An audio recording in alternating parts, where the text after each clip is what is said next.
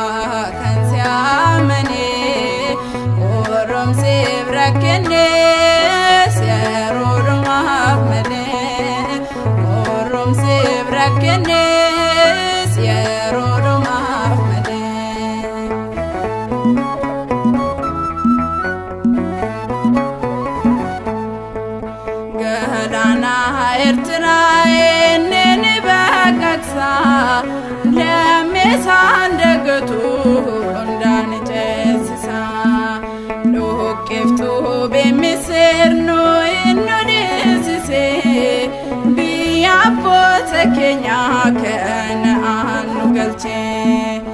Yaabota keenya Kana'aan nu galche.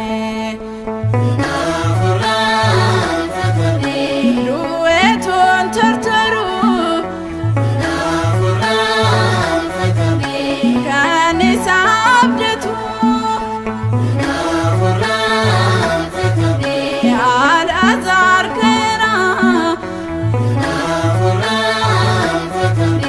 Gooftaan yaa galatu hin hafuuraan fatamee Gooftaa kan si abdate hin hafuuraan fatamee Gooftaa kan si amanee qoromsiif rakkinnees yeroo dhumaaf malee qoromsiif rakkinnees yeroo dhumaaf malee.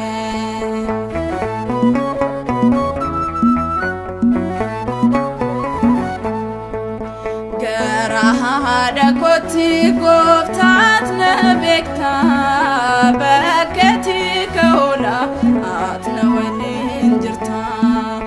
Dirree waraanatti ati na duukadha Goliyaad kuffisuuf ati na firreedha. Goliyaad kuffisuuf ati na firreedha. Kan isa amanu illee